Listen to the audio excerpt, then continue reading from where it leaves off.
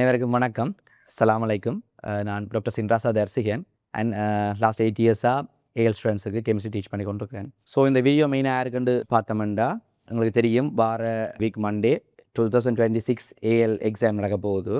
So இந்த முறை AL exam எழுதுகிற பிள்ளைகளுக்கும் அண்ட் முக்கியமாக அவியல்ட பேரண்ட்ஸுக்கும் தான் இந்த வீடியோ. கிட்டத்தட்ட கிரேட் 1ல் இருந்து நீங்கள் 7 வரைக்கும் படித்ததுன்ற ஃபைனல் அவுட்புட் தான் இந்த எக்ஸாம். ஸோ இந்த எக்ஸாமுக்கு நீங்கள் திங்கட்கிழமை எல்லாருமே பங்கு பெற்ற போகிறீங்க. ஃபர்ஸ்ட் ஆஃப் ஆல் எல்லாருக்கும் ஒரு ஆல் தி பெஸ்ட். அண்ட் இதில் என்ன மெயினாக பார்க்க போகிறோம்னா, இந்த எக்ஸாமுக்கு நீங்கள் சிட் பண்ணிக்க எப்படி இந்த எக்ஸாமை சிட் பண்ணணும் அண்ட் என்னென்ன விஷயம் மெயினாக செய்யக்கூடாதுன்றது தான் இதில் நாங்கள் பார்க்க போகிறோம். இதில் பார்த்தோம்னா என்னென்னா, உங்களுக்கு தெரியும் நெக்ஸ்ட் மண்டே ஸ்டார்ட் ஆக போகுது. கடைசி நேரம் பிள்ளைகள் என்னென்னா, உங்களுக்கு ஒரு எல்லா பக்கத்தாலேயும் ஒரு மெசேஜ்கள் ஒன்று வரும். சிலவள் என்னென்னா, இப்போ இந்த பாடங்களில் இப்படியான கேள்விகள் வரப்போகுது அல்லது அன்அஃபிஷியல். இப்போ நான் கூட ஒரு பேப்பர்ஸில் டவுன்லோட் பண்ண ஒரு டெலிகிராம் குரூப்பில் போய் பார்க்க வந்தது. அன்அஃபிஷியலாக ப்ரொஃபைல் இருந்து இப்படியான மெசேஜ்கள் வந்திருக்குதோ, இந்த பாடங்களுக்குள்ள கேள்வி எனக்கு வரப்போதாம், இப்படியான கேள்வி வரப்போதாம் என்ற சில விஷயங்கள் இப்போ கடைசி எக்ஸாம் நெருங்கினோன்னு உங்கள்கிட்ட வர பார்க்கும். ஸோ 100% முதலாவது என்ன சொல்கிறேன்னா, அப்படி எந்த ஒரு எக்ஸாம் பேப்பர் செட் பண்ணுற யாருமே என்ன செய்ய மாட்டோம்னா, தாங்கள் செட் பண்ண கேள்விகளை வெளியில் இது வரைக்கும் விட்டதில்லை. அப்படி எப்பயாவது ஒரு கேள்வி அவுட் ஆகி இருக்குமெண்டா பேப்பர் எக்ஸாம் திருப்பி வைப்பாங்க. அது லாஸ்ட் ஒரு 2-3 இயர்ஸுக்கு மேல் நினைக்கிறேன் அக்ரிகல்ச்சர் பேப்பருக்கு அப்படி நடந்தது. ஸோ ஃபர்ஸ்ட் அப்படியான விஷயங்களை நம்பாதீங்கோ. இது என்னென்னா, சில டீச்சர்ஸ் மேலே தங்களுக்குரிய ஸ்டூடெண்ட்ஸை கூட்டுறதுக்காக எக்ஸ்பெக்டேஷன்ஸை கூட்டுறதுக்காக இப்படியான சில நியூஸ்களை ஸ்ப்ரெட் பண்ணி விடுறது. அப்போ அது கடைசி போனாலும் என்ன செய்யாதுன்னா எக்ஸாமுக்கு வராது. ஸோ இவ்வளோ காலமாக கஷ்டப்பட்டு படித்த நீங்கள் பாஸ் பேப்பர் செய்திருப்பீங்க, மாடல் பேப்பர் செய்திருப்பீங்க, இவ்வளோ காலமாக படிக்கிறத ரீகால் பண்ணி போட்டு எக்ஸாமுக்கு எழுதுங்க ஒழிய இந்த விஷயம் வரப்போதாம், இந்த விஷயம் வர மாட்டுதாம்ன்ற விஷயத்துக்குலாம் போகவே போகாதீங்கோ. கடைசி போனாலும் அப்படி இவ்வளோ காலமாக ஸ்ரீலங்கா ஏர் எக்ஸாமில் நடந்ததில்லை, நடக்க போகிறதும் இல்லை. அப்படி மேபி ஒரு பேப்பர் அவுட் ஆகினா உங்களுக்கு எக்ஸாம் திரும்ப வைபடுமே ஒழிய கடைசி போனாலும் அப்படி ஒரு என்ன சொல்லுவோம், அப்போ எந்த ஒரு அவுட் ஆகிற விஷயமும் இது வரைக்கும் ஸ்ரீலங்காவில் நடக்கிறது இல்லை. சரி, நடந்தால் வளமையாக நடந்த மாதிரி பேப்பர் என்ன சொல்லுவாங்க, திருப்பி எக்ஸாம் போய் விட முடியும். ஸோ இதில் வாரது அது எல்லாமே ஒரு ஃபேக் நியூஸ். அதுகளுக்குள்ள கடைசி நேரத்துக்குள்ள தயவு செய்து போயிடாதீங்க உண்டு. ரெண்டாவது விஷயம் பிள்ளைகள் என்னென்னா, அடுத்த ஒரு விஷயம், நீங்கள் இப்போ திங்கக்கிழமை எக்ஸாம் எழுத போகிறீங்க. ஃபார் எக்ஸாம்பிள் சயின்ஸ் ஸ்டூடெண்ட்ஸ் வந்து பார்த்தோம்னா உங்களுக்கு என்ன வரப்போகுது, பயாலஜி எக்ஸாம் திங்கக்கிழமை நடக்க போகுது. அப்போ நீ இப்போ எக்ஸாம் எழுதி போட்டு வேலைக்குள்ள வெளியில் வந்தோடனே முதலாவது மெயினாக எல்லாருமே கதைக்க போகிற விஷயமா இருக்கும் என்னென்னா, பேப்பர் ஈஸி என்ற விஷயத்தை சொல்ல போயிடும். அது நீங்கள் விரும்பியோ விரும்பாமலோ வெளியில் வந்தோடனே சார் மேலே சொன்னதாமன்னு சொல்லிவினோம், அல்லது மற்ற பிள்ளைகள் கதைச்சதாமன்னு சொல்லப்படும். அல்லது என்னென்னா, இப்போ டியூஷனில் சார் மாதிரி உங்களோட ஜூனியர் பட்ஜெட் இருந்தால் 2027 பட்ஜ் 28 பட்ஜ் பிள்ளைகளுக்கு இந்த பேப்பர் செய்து காட்டி பாருங்க, இதெல்லாம் நாங்கள் ஏற்கனவே இப்போ படித்த கேள்வி அப்படியே வந்திருக்கு, பேப்பர் சரியான சுவம் என்று சொல்லப்படும். 100% அதெல்லாம் என்னதுக்காக சொல்லப்படுறதுண்டா, அடுத்த ஒரு பட்ஜுகளை ஒரு கவர்றதுக்காக சொல்லப்படுற விஷயம்.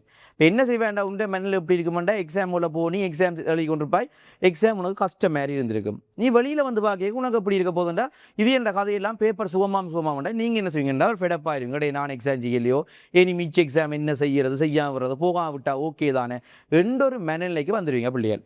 ஸோ என்ன சொல்கிறேன்டா, எக்ஸாம் என்ன ஒரு ஈஸியான பேப்பர், சும்மா சொல்கிறேன்டா, வெளியில் நீ முதலே எழுதின பேப்பரையும் கொண்டே எக்ஸாம் ஹோலுக்குள்ளே அந்த வித்தின் டைமுக்குள்ளே உன்னை செய்ய சொன்னால் அந்த பேப்பர் கஷ்டமாக தான் உனக்கு இருக்க போகுது.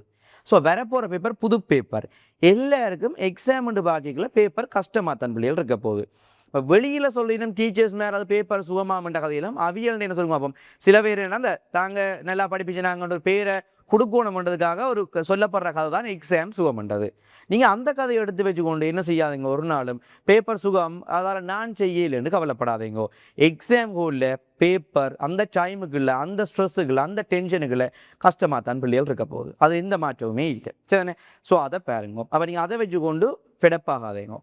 அடுத்தது முக்கியமான ஒரு விஷயம் என்னென்னா, பிள்ளைகளும் சரி பேரண்ட்ஸுக்கும் சரி, இது என்னென்னா, இப்போ நானும் என்னோட படிக்கிற ஸ்டூடெண்ட்ஸுக்கும் சரி அவங்க பேரண்ட்ஸுக்கும் சரி இந்த விஷயங்களை சொல்கிறேன். நான் எப்படின்னா, அவையில் என்ன செய்வினோம்டா, எக்ஸாம் முடிஞ்ச உடனே அந்த MCQ பேப்பர்ஸை கரெக்ட் பண்ணுற ஒரு வேலை செய்கிறவிய பேரண்ட்ஸ். சில பிள்ளைகள் தாங்களே போய் திருத்தி பார்க்கும், எத்தனைக்கு எனக்கு 50க்கு எத்தனை சரி வருது. அதே மாதிரி என்ன செய்யணும்னா, சில பேரண்ட்ஸ் இருக்கணும், பெரும்பாலும் இந்த அப்பா கலந்த விஷயங்களுக்குள்ள போயில அம்மா மேலே என்ன செய்யணும்னா, இந்த பிள்ளை பேப்பரை தான் என்ன செய்யணும்னா திருத்தி பார்ப்போம், எனக்கு எத்தனை சரி வருது, பிள்ளைக்கு எத்தனை சரி வருதுன்னு பார்ப்பினோம். அப்போ இது ஃபைனல் எக்ஸாமில் தயவு செய்துடாதீங்க. என்ன செய்யணும்னு சொல்ல வரணுண்டா, ஃபைனல் எக்ஸாம் முடிஞ்சோம், நீங்கள் பயாலஜி பேப்பரோ அல்லது கொமர்ஸின் ஃபர்ஸ்ட் பார்ட்டோ அல்லது ஆர்ட்ஸின் ஃபர்ஸ்ட் பார்ட்டோ என்ன எழுதினாலும் உடனே வெளியில் வந்தோடனே நீங்கள் இருக்கிற குரூப் வழி எல்லாத்துலேயும் என்ன செய்யணும்னா, ஒவ்வொரு டென்டேட்டிவான ஒரு ஆன்சர்ஸ் போடப்படும்.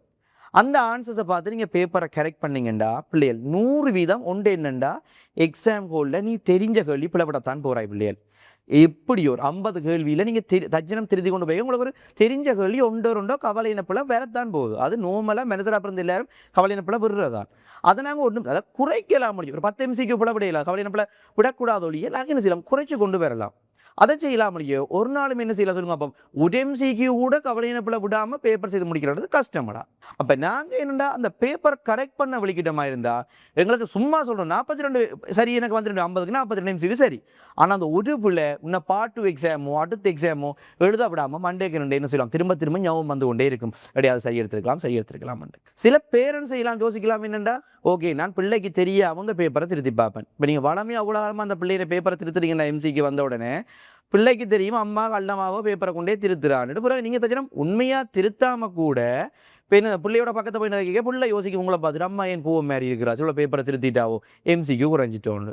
ஸோ பெட்டர் நான் என்ன சொல்கிறேன்டா, சயின்ஸுக்கு சொல்கிறேன்டா கெமிஸ்ட்ரி பார்ட் 2 கடைசி எக்ஸாம் கெமிஸ்ட்ரி பார்ட் 2 முடியும் வரைக்கும் நீங்கள் MCQ பேப்பரை திருத்தாதீங்க.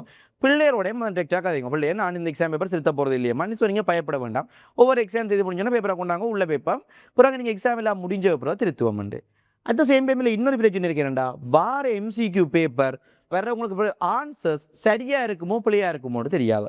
ஏனண்டா உண்மையான ஒரு ஃபைனல் ஆன்சர் எப்போ வருமெண்டா கடைசியாக எல்லாம் முடிஞ்சோடனே அந்த பேப்பர் செட் பண்ண ப்ரொஃபாக்கள் தர ஆன்சர்ஸ். ஈவன் அதுலேயே 1-2 ட்ரான்ஸ்லேஷன் மிஸ்டேக் அப்படி எல்லாம் ஆன்சர்ஸ் தருவினோம்.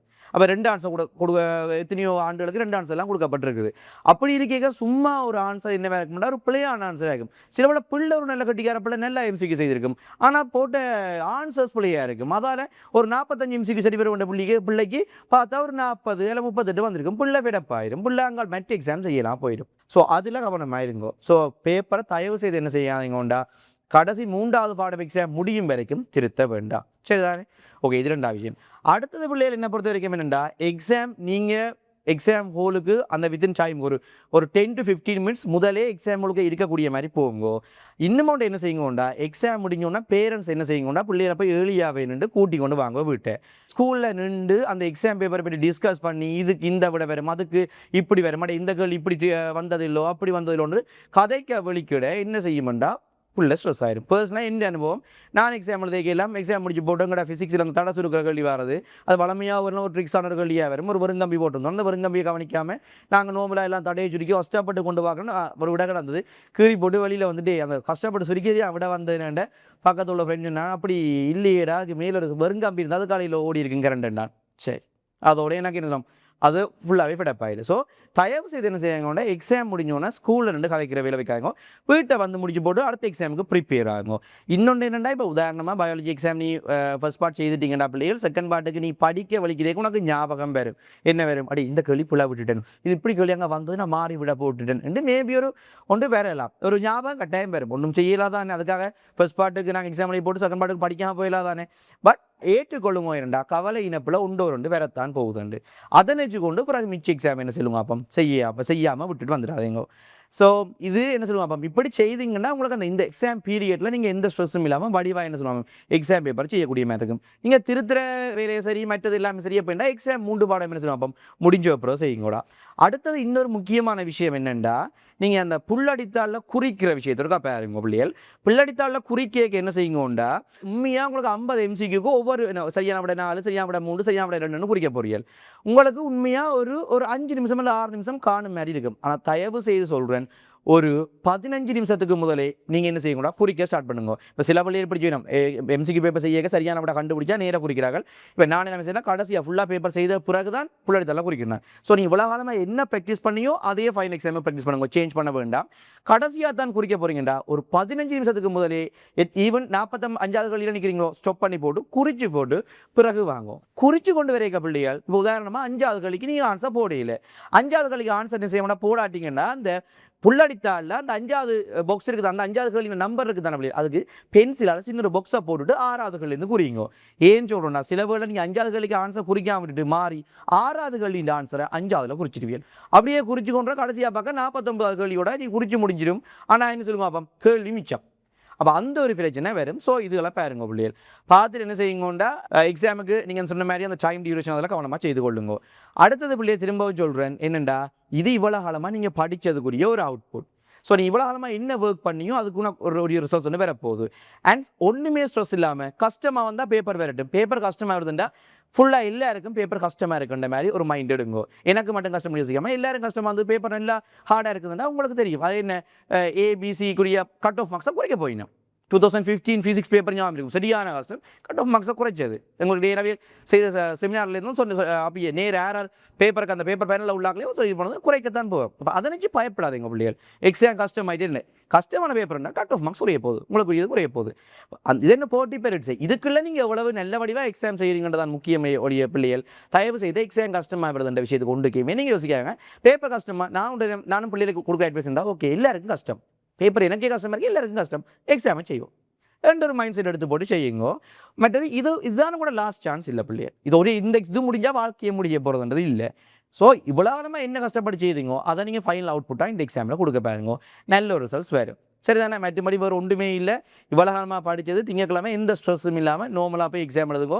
நான் இந்த உங்களுக்கு மெயினாக சொன்னேன்னா வெளியிலேருந்து வந்து உங்களை திசை திருப்பி உங்களை ஃபெடப் பண்ணி உங்களை அங்கே அடுத்தது எக்ஸாமை செய்ய விடாமல் செய்யக்கூடிய விஷயம்லாம் சொல்லியிருக்கிறேன்.